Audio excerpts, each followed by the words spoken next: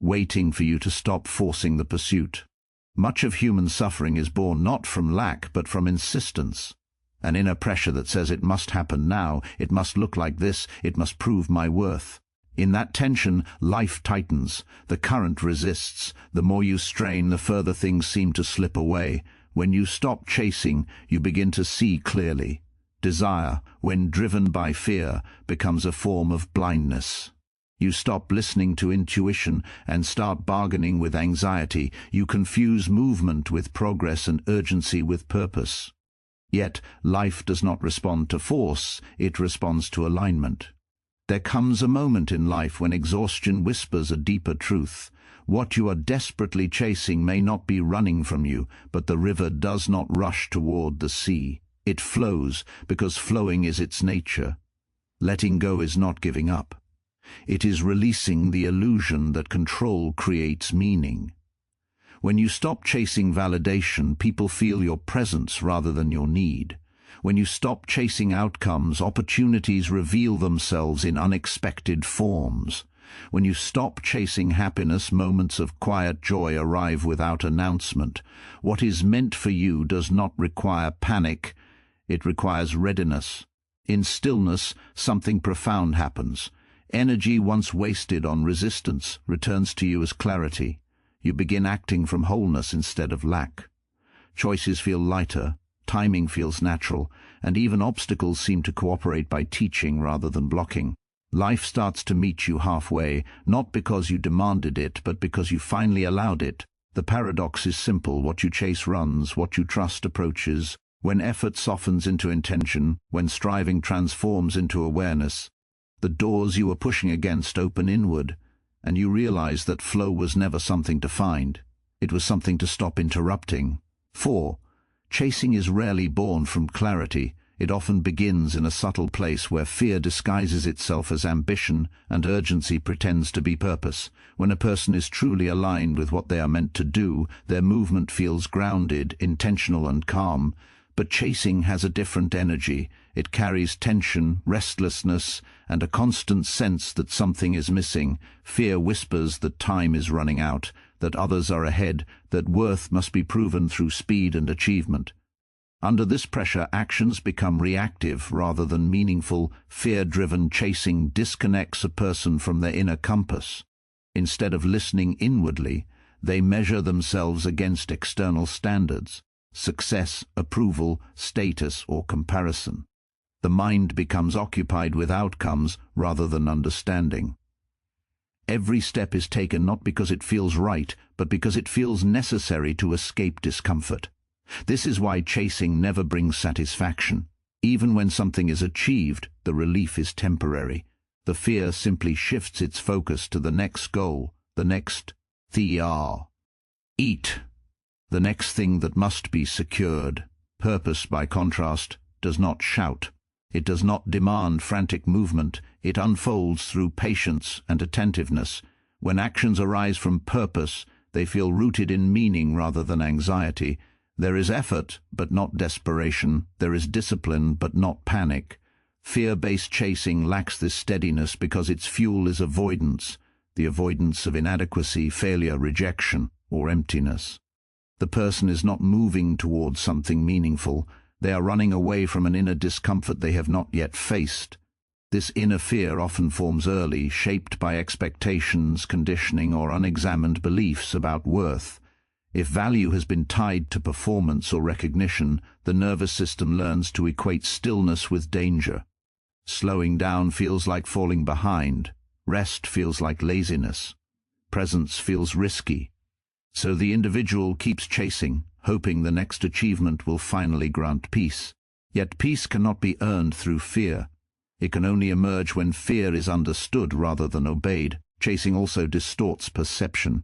When fear is in control, every delay feels like failure and every obstacle feels personal. Life is interpreted as resistance instead of guidance. Opportunities that require patience are overlooked, while anything that promises quick relief is pursued. In this state, intuition is drowned out by noise.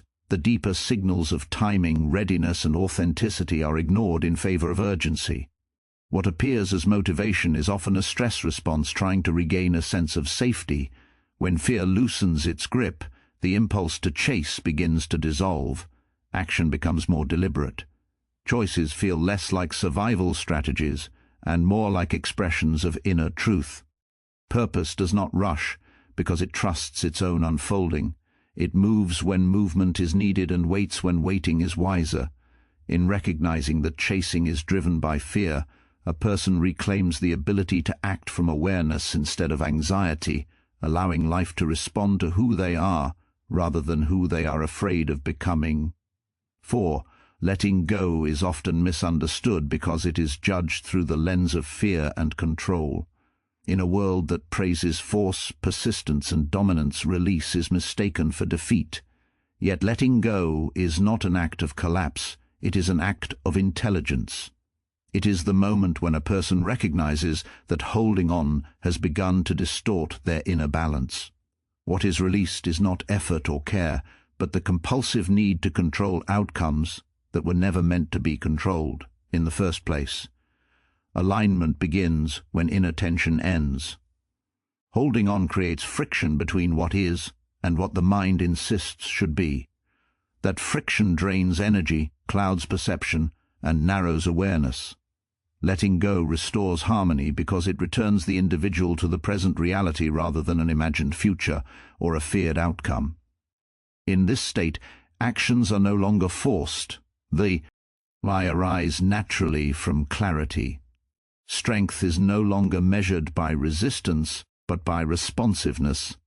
Weakness avoids responsibility. Letting go does the opposite. It requires honesty, the courage to admit when attachment has replaced truth. Many people cling to relationships, identities, ambitions, or narratives long after they have stopped being authentic. They remain not out of love or purpose, but out of fear of emptiness. Letting go confronts that fear directly. It accepts uncertainty instead of negotiating with illusion. This acceptance is not passive, it is deeply active at an inner level. When control loosens, awareness expands. The mind becomes quieter, and in that quiet, subtle guidance becomes audible. What once felt like loss reveals itself as space. That space allows new understanding, new direction, and new energy to emerge.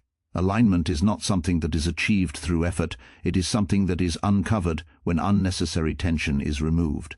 Letting go clears the internal noise that blocks this recognition. There is also a profound shift in self-trust that occurs through release. By letting go, a person affirms that their worth is not dependent on forcing results. They begin to trust timing, intuition, and their own capacity to respond wisely to whatever unfolds. This trust creates a grounded confidence that is far more stable than the brittle strength of control. Instead of bracing against life, they begin moving with it. Letting go does not mean inaction.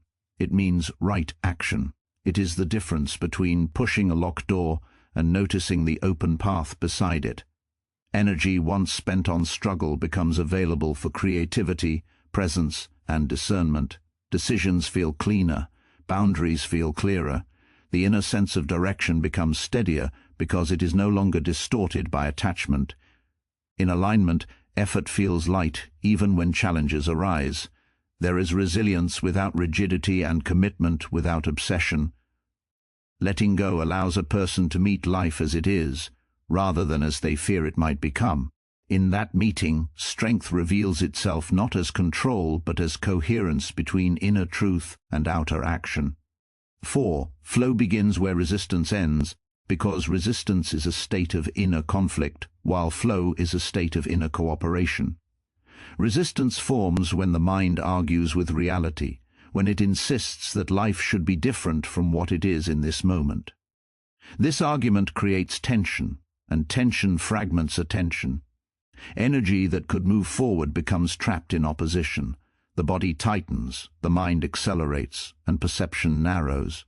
In this contracted state, even simple tasks feel heavy, and clarity becomes difficult to access. Resistance often disguises itself as effort, discipline, or strength, but its emotional root is fear. It is the fear of loss, of uncertainty, of not being in control. When resistance is present, Every experience is filtered through judgment. Events are lab. Led as obstacles rather than information. Delays are interpreted as threats rather than signals. This constant internal friction interrupts natural rhythm. Life cannot flow through a system that is clenched. Flow is not something that is forced into existence. It arises when the inner environment becomes receptive.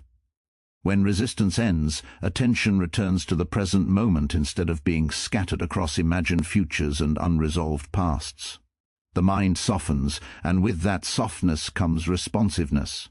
Actions become more precise because they are no longer driven by urgency.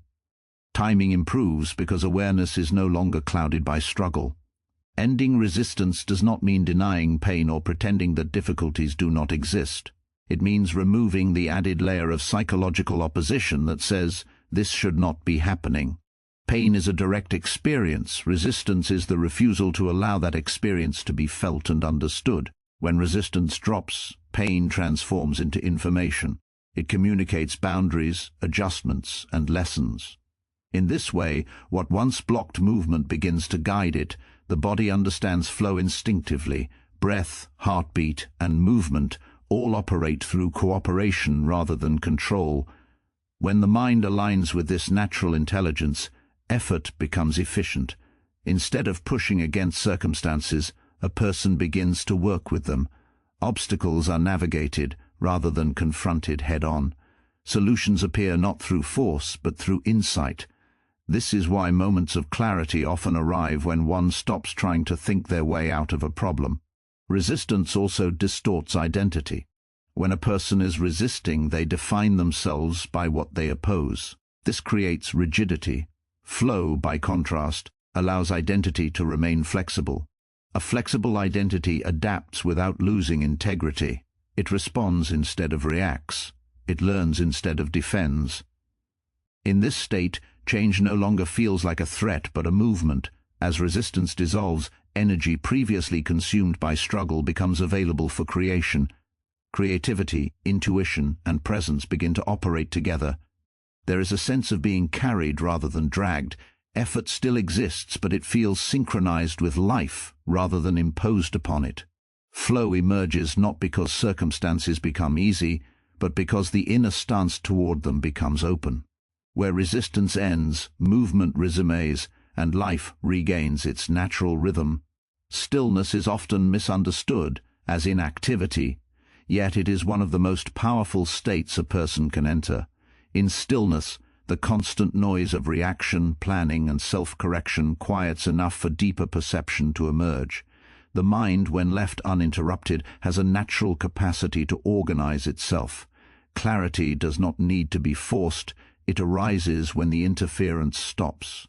Much of mental exhaustion comes not from life itself, but from the continuous internal commentary about life. Stillness interrupts this cycle and allows awareness to reset. When the mind is always moving, attention becomes fragmented. Thoughts pull energy in multiple directions at once, creating a sense of depletion even in moments of rest. Stillness gathers that scattered energy. It is a return from outer demands to inner coherence. In this state, the nervous system shifts from vigilance to regulation. Breathing deepens, tension releases, and the body begins to repair itself. What feels like doing nothing is actually a profound form of restoration. Clarity cannot coexist with mental overcrowding. When every moment is filled with input, opinions, and expectations, perception becomes distorted. Stillness clears the excess. It creates space between thoughts, and in that space understanding emerges without effort. Problems that seemed complex often simplify. Decisions that felt urgent lose their emotional charge. This is because stillness restores proportion. It allows a person to see what truly matters and what has been amplified by stress. Energy returns through presence. Much of human fatigue is anticipatory, generated by reliving the past or rehearsing the future.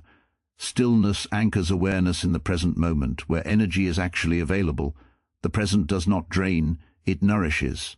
By resting attention here, a person stops leaking vitality into imagined scenarios.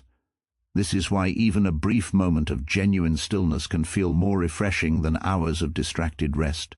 Stillness also strengthens intuition. When external noise fades, subtle inner signals become perceptible. These signals are often drowned out by urgency and overthinking, yet they carry essential guidance.